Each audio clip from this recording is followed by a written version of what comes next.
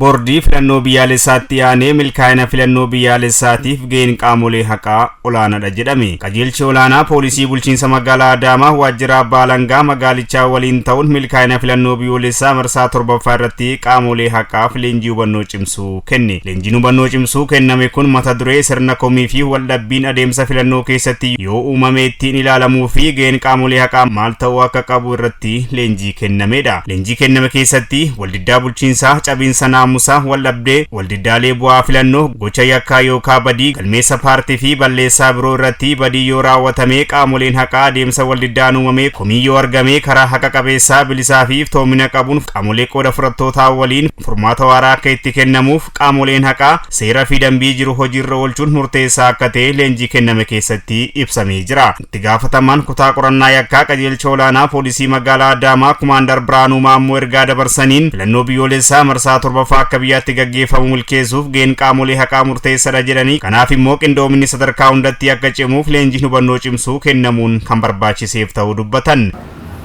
Qophiin gama keenyaan gama akka poolisiitti buufata filannoo kanaaf eessatti poolisii akkamiitu qaama nageenyaa akkamiitu eessatti maal ta'ee ramadamuu qaba kan jedhu san leenjii hubannoo kennine already xumurameera jechuudha. Itti jirama. Oduma akkasittiin qophoofnee jirru parsantiin takka bakka tokkotti uumamteetti yoo ta'e ariitiidhaan inni dhufachuudha dubbiin hin beekamu eessatti akka waa ta'u hin beekamu jechuudha. Odeeffannoo dhimma biyya keessaatti hojiinis qindoominaan wanta hojjechaa jira wanti nu harka jirus jira sadarkaa sanattis qophiin xumuramaa jira. Already karaa ammayyaawaa ta'een if wanni tokko yoo happen godhe akkamitti otoo dhaqee gara yakka establishing godhin akkamittiin dhaabuu dandeenya kan jedhu sana amma danda'amaa ta'etti karaa ammayyaa ta'een qophiin gama keenyaan already xumuramaa jira. Hundaa olitti caasaaleen nageenyaa iddoolee buufataalee filannoo jirutti eegumsa cimsuun gochoota naamusaan wal qabatu kamuu ittisuu fi olaantummaa seeraa kabachiisuuf qindoominaan hojjechuun barbaachisaa akka ta'es dhaaman.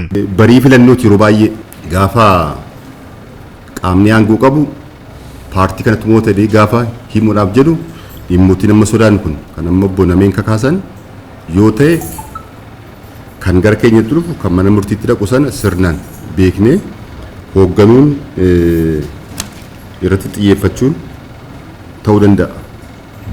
Tarii filannoodhaasitti taateewwan tokko tokko amma tarii FB irratti si argitan akkas baanarii tarsaasuun kan paartilee uumamuu danda'a. Yeroo baay'ee taateen uumamus yeroo akkasii maaliin fayyadamu muuxannoo jiruun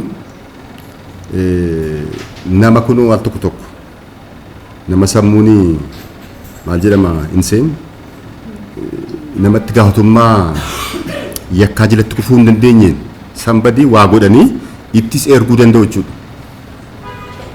Isa kana beekuudhaaf wanni nu gargaaru ne yaannu buufataalee filannoo amma isinii kaase kana kutaa magaalaa keessan keessatti warra argaman sana maal ta'uu danda'a kan jiru sana qaamolee boordii filannoo qindeessan hojiinis odeeffannoo wal jijjiiruun gaarummaa qabalee tayyaadha. Itti gaafatamtuun waajjira abbaa alangaa bulchiinsa magaalaa Adaamaa Adde Dinqineesh Faayisaa gama isaaniitiin qaamoleen haqaa adeemsa filannoo keessatti gahee maalii akka qabaatan dursanii akka beekaniif leenjiin kan kenname ta'uu kaasan. Dhimmoonni immoo nu ilaallatanis maal fa'aadha kan jedhu leenjii keessatti sirriitti bifa ifa ta'een ka'ee jira waan ta'eef xiyyeeffannoon keenya olaanaan ta'uu kan qabu tokkoffaa gaafa dhimma filannoo kana hooggannu yookiin immoo hojii isaa hojjennu dhimmichi naamusa olaanaan illee dabalamuu danda'uu qaba jechuudha.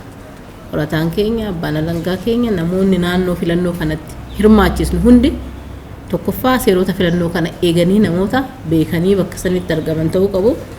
Lammata immoo wantoota irraa bilisa ta'uu qabnus beeknee bakka sanitti argamne naamusa olaanaa gonfannee hojii kana milkeessuu keessatti hunduma keenya irraa gahee eegamudha. Qaamoleen haqaa qooda fudhattoota biroo waliin ta'uun dambii fi seerota filannoo karaa loogii irraa bilisa ta'een hojiirra oolchuun barbaachisaa akka ta'es dhaaman. Akkammoo hojii mootummaa maandeetii hojiidhaan nutti kenname immoo gahee hojii keenya seeraan nutti kenname kana baana jechuudha. Kanarraa bilisa taane ka dhufu hundumaa miira walqixa ta'ee fi alloogummaa irraa bilisa ta'een keessummeessuun keessattuu nurraa sirriitti eegama jechuudha.